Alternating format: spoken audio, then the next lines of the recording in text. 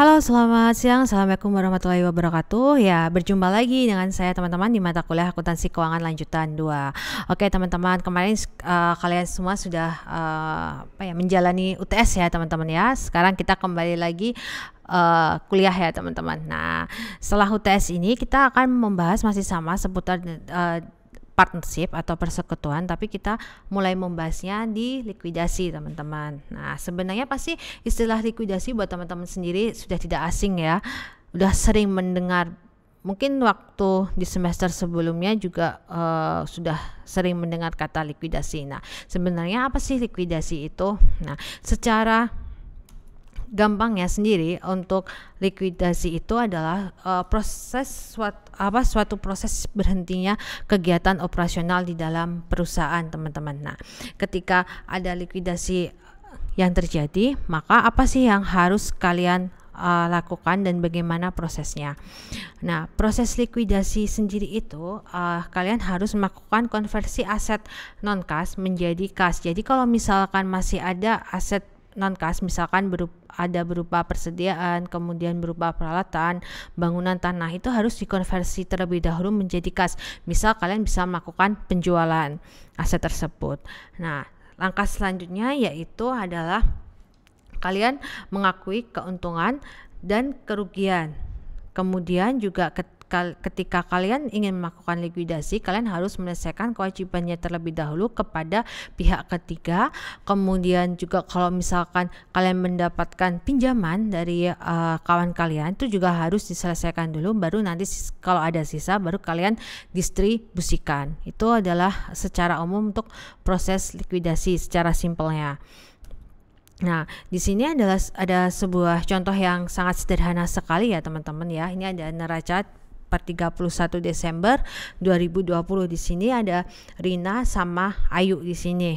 Nah, kemudian di sini ada berupa aset, kewajiban sama ekuitas, teman-teman.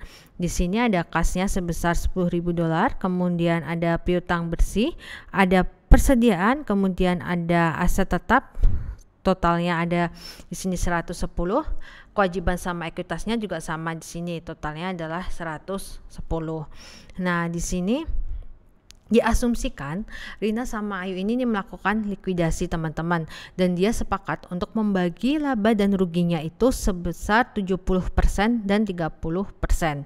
Dan mereka setuju ini untuk melakukan likuidasi persekutuannya setelah tanggal 1 Januari 2021. Diasumsikan aset dijual atau diselesaikan pada tanggal 5 Januari 2021. Kemudian aset yang dijual terdiri dari persediaan dijual seharga $25. Kemudian aset tetap ini dijual seharga $30.000 dan piutang ini yang bisa tertagih adalah $22.000. Nah, bagaimana kita membuat jurnalnya ketika ada peristiwa seperti ini? Nah, kita yang pertama akan mencatat untuk penjualan persediaan dulu, di mana dia mengalami kerugian, teman-teman. Kenapa mengalami kerugian? Nah, tadi kan diasumsikan bahwa persediaannya dijual $25.000, padahal sebenarnya persediaan itu harga pokoknya adalah $30.000. Nah, rugi tersebut itu nantinya akan dibebankan ke modalnya si Rina sama si Ayu, teman-teman. Nah, kalau menjual pastinya kita akan mendapatkan kasnya seharga yang dijual tadi, mendapatkan $25.000. Nah, tadi kan dibebankan nih 5.000-nya ke Rina sama Ayu. Tadi Rina kan 70% nih porsinya, berarti 70% dari 5.000 berapa? 3.500. Kemudian modal Ayunya adalah 30%-nya dari 1.500. Kita mencatatnya di posisi debit. Kemudian untuk persediaan karena dijual, maka kan persediaannya akan berkurang, teman-teman. Nah, itu kita catat nih di kredit sebesar $30.000. Nah, ini untuk jurnal yang pertama yang mengkonversi dengan dia menjual persediaan dan rugi 5.000. Kemudian yang kedua tadi, dia juga menjual aset tetapnya. ternyata dia ruginya berapa? Sebesar 10.000.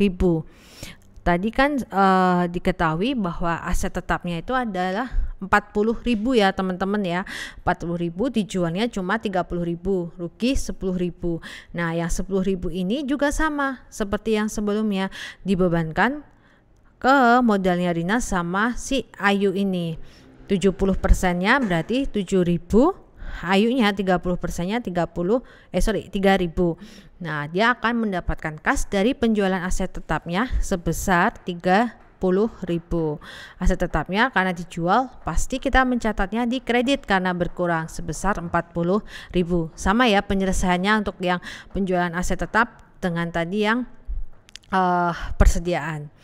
Selanjutnya setelah ini, nah ternyata tadi juga ada dia melakukan penagihan piutangnya teman-teman sebesar 22.000 dan menghapus sisa piutangnya yang 8.000 tadi teman-teman. Padahal sebenarnya dia itu ada piutang usahanya sebesar 30.000 teman-teman. Otomatis kan dia sebenarnya rugi 8.000 ya, karena hanya bisa tertagihnya 22.000. Nah, yang 8.000 itu dialokasikan atau dibebankan ke si modalnya Rina sama Ayu sesuai dengan porsinya tadi 70% kan, berarti dari 8.000 berapa? 5.600.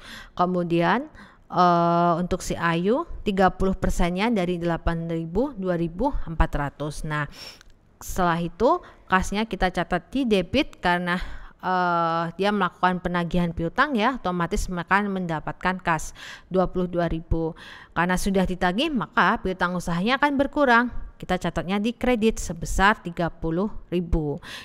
Gampang ya teman-teman ya. Jadi ketika dia mendapatkan kerugian ataupun mendapatkan keuntungan, itu kita distribusikan atau dialokasikan ke masing-masing modalnya sekutu juga. Nah, kemudian dia ketika kita melakukan likuidasi, dia harus wajib juga untuk menyelesaikan kewajibannya kepada pihak ketiga. Kebetulan tadi di awal di sini bahwa kita lihat dia memiliki utang usahanya sebesar 40.000. Nah, bagaimana membuat jurnalnya? Nah, berarti gampang ya teman-teman ya. Sudah sangat mahir ya. Utang usahanya di debit 40.000, kasnya di kredit 40.000.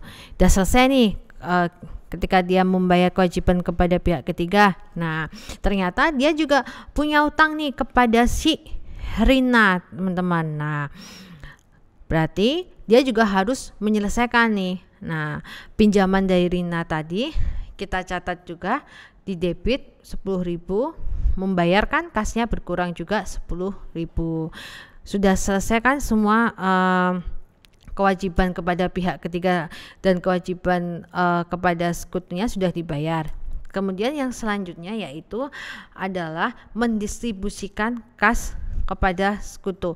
Kebetulan di sini dia masih punya sisanya setelah kita hitung dari yang saldo awal kasnya 10.000, kemudian ada transaksi penambahan kas 25.000, kemudian transaksi penambahan kas lagi 30.000, kemudian penambahan kas lagi 22.000, kemudian ada pengurangan kas sebesar 40.000. Kemudian ada lagi pengurangan kas sebesar 10.000. Nah, ternyata mereka itu masih punya sisa kasnya adalah 37.000. Nah, maka kas yang 37.000 ini kemudian nanti kita lihat di sini modal Rinanya itu ada berapa? Kita lihat. Tadi kan ada transaksi ya di sini. Modal Rina awalnya adalah 25.000. Nah, dari transaksi tadi ini sekarang modal Rina itu ada sisanya adalah 8.900, kemudian modal Ayunya adalah 28.100 teman-teman. Nah, ini gambaran sederhana untuk ilustrasi kasus untuk likuidasi yang sederhana teman-teman, sebelum nanti kita masuk ke likuidasi yang ada pembayaran terjamin dan likuidasi secara bertahap. gitu ya teman-teman ya. Nanti untuk kasus selanjutnya kita ketemu lagi di kelas. Oke, sampai ketemu lagi di kelas. Selamat siang. Wassalamualaikum warahmatullahi wabarakatuh.